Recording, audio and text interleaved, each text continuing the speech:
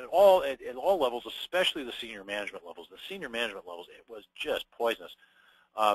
And you know, the director of testing's attitude was, hey, you know, I'm doing my job. I know I'm doing my job, and you know, these bozos can like it or not. I don't remember if you said bozos, but it was, you know, similarly unencouraging word to apply to a colleague. Well, within about a year of me doing that assessment, or a little less than a year of me doing that assessment, that guy was pretty much out of a job. He'd been given an opportunity to look elsewhere, you know, sent packing, and I don't think he had found another one, along with some other people too. I mean, I don't want to say that this was just the test team. It was at fault, but remember, you know, if you're a test manager, the test team is what you can control. You know, so that's an extreme example. It's inelegance that's degraded actually to the point of complete warfare between the test team and everybody else, and that's, you know, that's obviously very bad.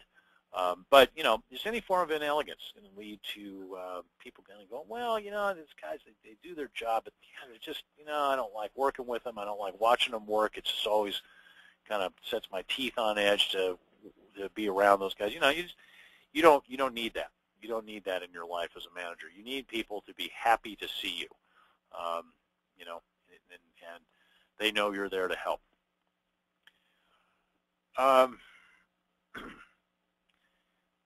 Another question that came up that I did slightly address, but I'll get to this one too. What do I do with stakeholders who insist that I find 100% of all bugs? Is that even reasonable? Well, no, of course not. And as I mentioned before, it's not reasonable. Now, so how do you handle that? Well, one of the things that you can talk to people about is, well, how much are you willing to pay for that? You know, it's like everybody wants a Learjet and a Lamborghini until they find out how much it's going to cost, and then it turns out they have other priorities for their money, even if they might have that money. Now, sure, there are people that have Learjets and there are people that have Lamborghinis, but you know, not everybody who's ever looked at a Learjet or a Lamborghini and said, wow, it'd be really cool to have one of those, goes out and gets them. Even in some cases, people who could conceivably afford them, just because they'd rather spend the money on something else.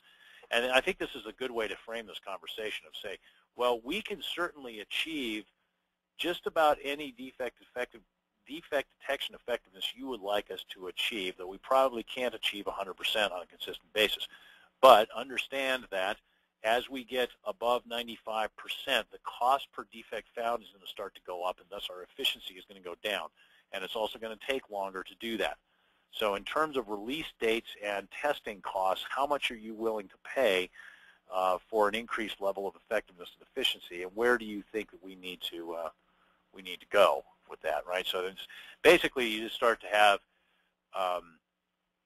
you try to have a very reasonable conversation about reasonable trade-offs, right? And try when somebody articulates an unreasonable expectation, I think it's best to assume that that is happening out of a lack of awareness, not out of an attempt to sabotage you. You know, I would not start off by assuming that somebody is an anti-stakeholder. Now, certainly there can be anti-stakeholders, and one of the tactics an anti-stakeholder can try to use is to set you up, to basically set expectations unreasonably high and then continually point out how you're failing to achieve those expectations in the hope that you get yourself fired that way. But I would not start with the assumption that that's what somebody was trying to do. Now, if they refuse to engage in a conversation about reasonable trade-offs, I think then you have to kind of back up and say, well, you know, what do I do next? And that might be the time to go to your manager and say, look, I'm having real difficulties getting to a point of agreement with you know, XYZ, and here's where we are, and so forth. And try to avoid the default position of, well, you know, like this manager from this company that I was mentioning of, those people are bozos, they don't know what they're doing, I know what I'm doing, you know, I'm going to tell them what's reasonable. This process that I've outlined really does need to be a dialogue that happens, not a dictate that you lay down on other people outside of the test team. Okay, well, that's great, great session. I want to thank you guys all for coming. To close this session, let me tell you a little bit more about the resources that are available, many of them free, from RBCS. We run these free webinar sessions once a month, so please check our website, www.rbcs-us.com, to sign up. Again, you know, my apologies for the move of this one. It really was completely unavoidable. I did everything I could to try to avoid it, but we will follow the same process that if there is some change in the date, which I think we can make that happen very, very rarely, but if there is a change in the date, if you're registered for the webinar, you will get a special email saying, hey, this is changed. And if any of you didn't get that email, of course you probably wouldn't be here, but if any of you didn't get an email informing you of the date change, please do let me know, because I'd like to know that this process actually works, and that people can get notified if we do, on the rare occasion that we need to do this. Now, if you would like a special webinar presentation for your company only, this is not free.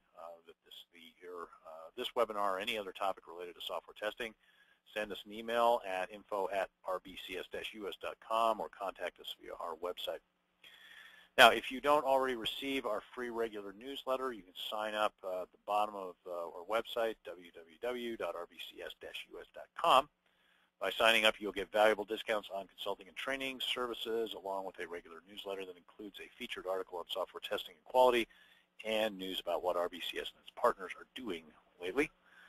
You can follow us on Twitter at twitter.com/RBCS and on Facebook at facebook.com/pages/RBCS-Inc. Check out our digital library, which I mentioned. It has recordings of these webinars, podcasts, and videos, like a ton of videos on risk-based testing for those of you who are interested in that. You can subscribe to the podcast via iTunes by entering RBCS podcast into the iTunes by entering RBCS podcast into the search string of the store.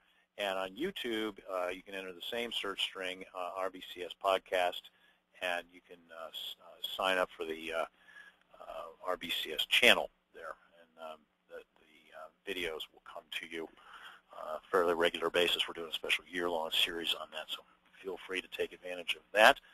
Also, we now have a blog. It's on the RBCS website. You go to the rbcs-us.com, and you look at blog over on the right-hand side. I'm posting on that a couple times a week, and it is not opinions.